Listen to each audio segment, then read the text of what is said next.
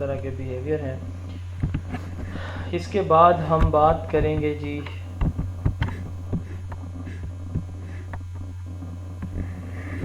Roger theory of personality.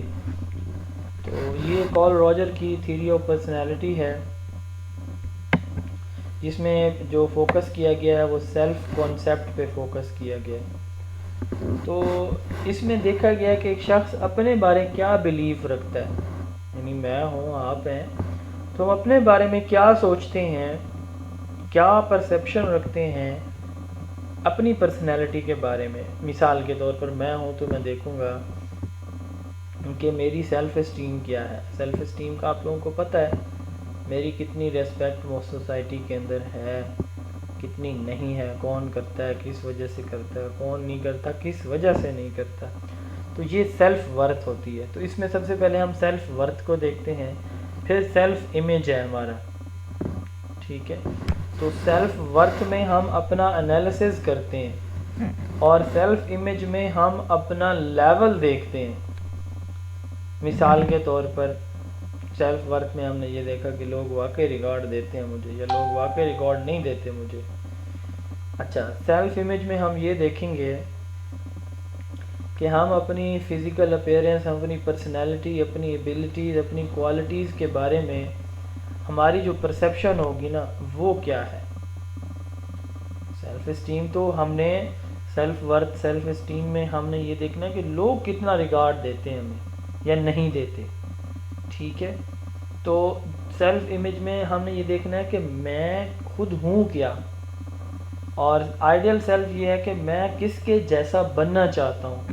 تو یہ ایک انسان سوچتا ہے نا کہ یار لوگ میری رسپیکٹ کریں گے اگر میں ایسا ہو جاؤں تو، ٹھیک ہے، یا میرے اندر یہ تبدیلیاں آ جائیں جیسا کہ جیسا فلاں کرتا ہے، جیسا فلاں کرتا ہے.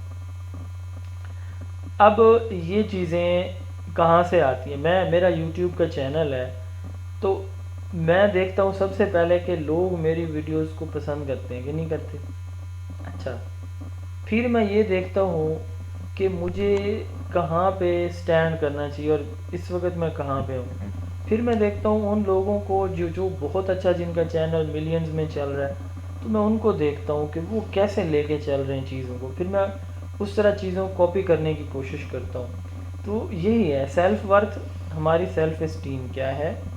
ٹھیک ہے، intrinsic value and belief an individual has about themselves. It is the recognition that you are valuable and deserving of love, respect and happiness, heavily influenced by early childhood.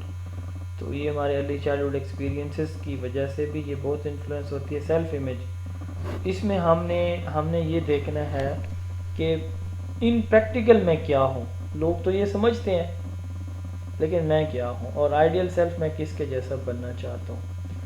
اب اس میں جو ہے نا، یہ اگر آپ دیکھیں یہ وین ڈائیگرام شاید اس کو بولتے ہیں میتھس کے اندر، تو راجر کی اس تھیوری کے اندر ہماری جو ہے، جو ہمارا اپنی جو ایک سیلف کانسیپٹ ہے اور جو آئیڈیل سیلف ہمارا ہے، تو ان دونوں کے درمیان یعنی ہمارا جو سیلف امیج ہے، یعنی کہاں پہ میں فال کر رہا ہوں، اور اس کے ساتھ ساتھ جس جیسا میں بننا چاہتا ہوں.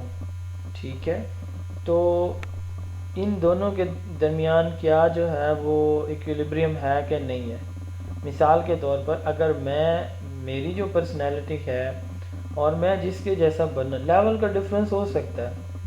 ایک بہت ہی اچھا اور مشہور بندہ ہے یا ٹیچر ہے یا کوئی اسکالر ہے، آرٹسٹ ہے، انٹرٹینر ہے، سیلیبریٹی ہے، کوئی بھی ہے، آپ اس کے جیسا بننا چاہتے ہیں. اب دیکھیں ایک بندے کا لیول ہے، اس کی فین فالوئنگ ملینز کے اندر ہے، بلینز کے اندر ہے، تو وہ اس کا اور آپ کا مقابلہ، آپ کو اس لیول تک جانے کے لیے ہو سکتا ہے اپورچونٹی اس طرح کی اویلیبل نہ ہو، بٹ یہ ہے کہ آپ اپنے لیول پہ اسی طرح کی چیزیں کر رہے ہیں. تو اس کو ہم کہیں گے کنگروئنس. ٹھیک ہے، تو جب آپ جس طرح کا آپ بننا چاہتے ہیں اور موجودہ جیسے آپ ہیں ان دونوں کے درمیان میچ ہو جائے تو اس کو ہم کانگروئنس بولتے ہیں. اور ان کانگروئنس کیا ہوگا کہ جیسا میں بننا چاہتا ہوں اور جیسا میں ہوں ان دونوں کے درمیان پیچ اپ نہیں ہو پا رہا.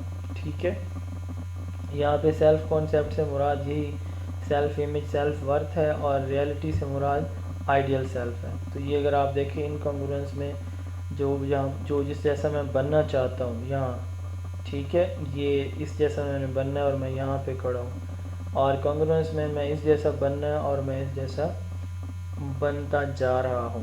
ٹھیک ہے جی. اچھا، ایک تو یہ اس نے دی تھیوری، دوسرا اس نے کلائنٹ سینٹرڈ تھراپی بھی دی ہے.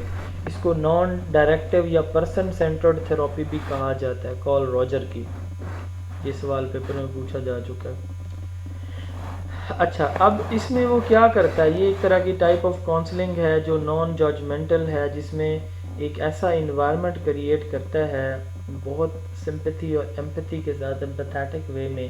جو ہمارا کاؤنسلر ہوتا ہے، کنسلٹنٹ یا سائیکولوجسٹ ہوتا ہے، بیڈ پہ مریض کو لٹا دے گا، اس سے کہے گا کہ ہاں جی کیا ہوا تھا، پھر اسی سے ہی سوالوں کے اندر اس کے پرابلم کا سلوشن جانے گا، وہی اپنا مسئلہ بتائے گا اور وہی سلوشن بتائے گا.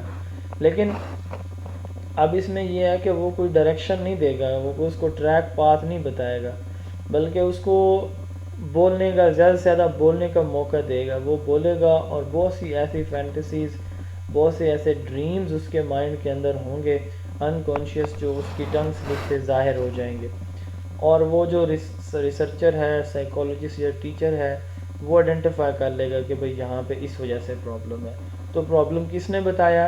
کلائنٹ نے، پیشنٹ نے بتایا. سلوشن کس نے بتایا؟ وہ بھی اسی نے اپنی بات کے اندر بتایا. تو یہ اس طرح سے جو ہے وہ ٹریٹ کرتے تھے. تو اس لیے اس کو کلائنٹ سینٹرڈ یا پرسن سینٹرڈ یا نان ڈائریکٹیو تھراپی جو ہے وہ کہا جاتا ہے. یہ پیپر میں سوال پوچھا جا چکا ہے. اچھا جی، اس کے بعد ہے جی فرانسس گالٹن کا ورک. فرانسس گالٹن نے پرسنالٹی